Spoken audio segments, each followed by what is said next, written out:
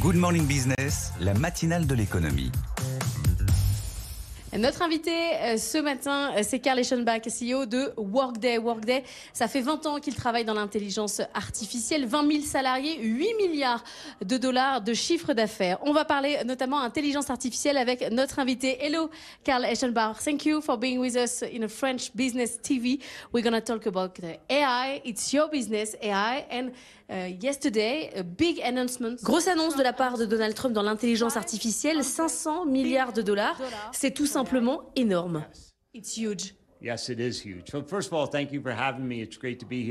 Oui, c'est énorme. D'abord, merci beaucoup de m'avoir invité. Je suis ravi d'être ici. Et oui, c'est une grosse annonce. Je vous disais tout à l'heure, je me suis réveillé pour découvrir ça. 500 milliards d'investissements du gouvernement pour l'infrastructure de l'intelligence artificielle aux États-Unis. Donc, au début de la semaine, on pensait que Donald Trump allait être pro-business. Mais là, on voit aussi qu'il est pro-technologie, pro-investissement, pro-innovation pour bâtir les structures qui vont soutenir l'IA et lui permettre de se développer. Et je pense que Donald Trump, comme nous tous, croit que l'IA est d'une importance critique, stratégique pour se positionner dans le monde en tant que superpuissance. C'est un avantage compétitif si vous le faites bien et si vous le faites mieux que les autres pays. Donc je pense que c'est un super signal pour les États-Unis et notre administration pro-business se manifeste à travers cette annonce. Business, administration is alive and well with this announcement coming out yesterday. So, how do you see Europe? Comment vous voyez l'Europe là-dedans? Est-ce que vous pensez qu'on est encore dans le jeu? Est-ce qu'on a toujours un intérêt pour vous? Oh oui, l'Europe est très intéressante pour Workday en particulier. Workday a énormément d'opportunités de croissance en dehors des États-Unis. On a à peu près 75% de nos activités en Amérique du Nord, donc 25% dans le reste du monde. Mais quand je regarde les opportunités de croissance pour Workday, plus de 50% de notre marché adressable se situe ailleurs dans le monde et la majorité de ce marché en Europe. Donc nous sommes en train d'investir massivement dans le marché européen. C'est là qu'est notre opportunité. L'Europe n'est pas morte, c'est déjà une bonne nouvelle. Beaucoup ici à Davos ont quand même des doutes sur son avenir. Nous, on ne pense pas que l'Europe est morte. On a parlé de notre business européen et je pense que ce n'est pas que le cas uniquement pour Workday, mais plus généralement, le business européen a changé ces dernières années. Je pense que vous êtes d'accord, vous lisez ce qui se passe en Allemagne, leur PIB est en baisse, au Royaume-Uni aussi, mais nos activités en Europe se portent plutôt bien et nous investissons beaucoup dans cette région. Nous investissons dans les personnes en embauchant, mais on injecte aussi des ressources et en France, c'est un de nos meilleurs marchés en Europe. Ah oui, la France est votre premier marché en Europe. La France est l'un de nos marchés les plus performants, oui. Juste parce que notre technologie correspond aux besoins des personnes dans les marchés en déclin ou florissant, notre message résonne parce que quand on réfléchit à ce que fait Workday, nous soutenons les deux choses les plus importantes dans toutes les entreprises, leurs employés et leur capital. Et cette plateforme devient encore plus importante quand il y a des difficultés parce que c'est là que vous devez soutenir encore plus les employés.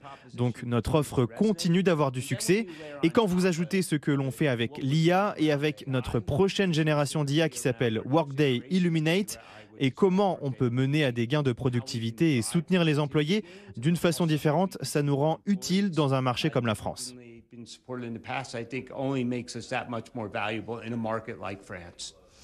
Comment vous voyez les régulations européennes? On a le DSA, le DMA. Est-ce que c'est un problème? How do you see our regulation in Europe? Because DSA, DMA, for GAFA, sometimes it's a big problem. What is your point of view? Vous savez, c'est très pertinent ce que vous dites. Une des premières choses que notre administration a faites en arrivant au pouvoir, là, c'est de réduire certaines réglementations, notamment sur l'IA. Je pense qu'on a besoin de réglementation sur l'IA, mais si on va trop loin, on empêche l'innovation. Et si on regarde l'Europe, une des raisons pour laquelle le marché européen est plus mou que le reste du monde, c'est la surréglementation. Overregulated. Too far. It's gone too far. Trop loin, oui, il y a trop de réglementations, que ce soit sur la technologie ou sur le développement d'entreprises ou sur les fusions-acquisitions. Certains pensent que l'Europe est trop réglementée et je pense que ça va commencer à changer un peu, à mon avis, quand les pays européens verront ce que les États-Unis sont en train de faire et que nous sommes en train de devenir moins dans la réglementation et plus pro-business. Ça va forcer le reste du monde à faire pareil, y compris l'Europe. Parlons un peu de l'impact de l'IA dans le travail. Est-ce que tout le monde va pouvoir devenir un talent? Let's talk about AI in work. What is the change for me as a worker? Everybody can be a talent. Everybody is an augmented human. What is your point of view? Yeah, you know, last week we just released a report. We did a big study thinking about AI in the workforce. Vous savez, la semaine dernière, nous avons publié un rapport sur l'intelligence artificielle au travail. Nous pensons que l'IA peut déclencher un mouvement massif, tectonique dans le monde et dans nos entreprises, clients et partenaires. Cela dit, il faut faire attention à ne pas aller trop loin. Il ne faut pas que tout tourne autour de la technologie. Nous pensons que cette technologie est immensément puissante et qu'elle va complètement changer la productivité. On va passer d'un monde où l'on travaille avec la technologie à un monde où, avec l'IA, la technologie travaille pour nous.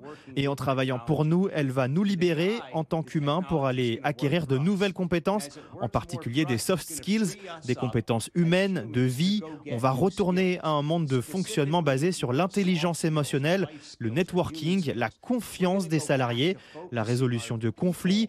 Toutes ces compétences humaines qui nous ont amenés là où on est aujourd'hui vont redevenir plus importantes et la façon dont on va redonner ces compétences aux travailleurs, c'est en utilisant les technologies comme l'IA pour s'occuper de toutes les tâches ingrates.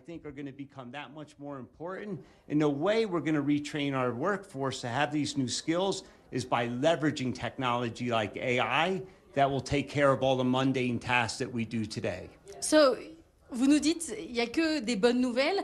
Alors pourquoi est-ce que les gens ont peur? You say to us, it's a good thing, AI for workers, so everybody can make a lot of things. But why people are afraid? Je pense que les gens ne devraient pas avoir peur. Avant chaque gros changement, il y a toujours de la peur au début, mais très rapidement, les gens vont comprendre qu'on va toujours cohabiter en paix avec les nouvelles technologies comme l'IA. Les gens vont se rendre compte que les gains de productivité qu'ils vont réaliser avec l'IA en tant qu'individus sont significatifs, donc je pense qu'il faut adopter l'IA. L'autre grosse inquiétude avec l'IA, c'est est-ce que ça va supprimer des emplois? Yes. Les gens ont peur que leur poste soit supprimé, alors qu'en réalité, ce que je pense que l'IA va faire, c'est qu'elle va nous enlever la charge de nos tâches ingrates, répétitives. Elle va nous permettre d'acquérir de nouvelles compétences et je pense qu'à l'avenir, elle va même créer de l'emploi. On va juste prendre les employés qui font certaines choses aujourd'hui et on va leur faire autre chose, des choses plus stratégiques, plus pertinentes, qui vont créer de la croissance pour nos entreprises.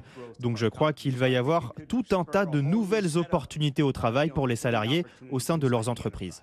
Dernière question à propos du télétravail. Ça a changé côté américain, notamment dans beaucoup d'entreprises. Est-ce que c'est la fin pour tout le monde? Is remote work is over, not only in federal administration, but in all the companies in the world. Is it for you a good news or bad news? Je ne pense pas que le télétravail soit fini. Je pense qu'on vit dans un monde de travail hybride où les gens travaillent à la fois au bureau et à la maison. Je pense que c'est ça l'avenir. Pour nous, en tant qu'entreprise de technologie, pour soutenir le télétravail, il faut entreprendre une transformation digitale, créer l'infrastructure qui permet aux personnes de travailler soit au bureau, soit à la maison. Et c'est exactement ce que l'on fait chez Workday. Si vous pensez à Workday, nous sommes une entreprise de management de capital humain. Nous manageons des salariés, des personnes, et nous leur donnons accès à des informations à tout moment, à n'importe quel endroit et avec n'importe quel appareil. C'est ça la puissance de la plateforme Workday. Que les gens soient au bureau ou en télétravail, nous pouvons les soutenir leur entreprise et leur choix. Il y a beaucoup de gens aux États-Unis qui veulent faire revenir leurs salariés au bureau. Nous avons une approche nuancée. Nous attendons de nos salariés qu'ils soient au travail au moins 50% du temps parce que nous pensons effectivement qu'il y a des avantages au fait d'avoir du monde au bureau, la culture d'entreprise, l'enseignement, le mentorship, toutes ces choses que l'on ne peut pas répliquer en télétravail. Si on peut avoir les gens au bureau 50% du temps, on pense que c'est un bon mode de fonctionnement. Nos salariés apprécient et on y arrive à faire revenir les gens au bureau 50% du temps. Thank you very much for being with us today. On continue, bien sûr, évidemment, nos entretiens depuis Davos. Merci beaucoup, Laure Closier à Davos pour BFM Business.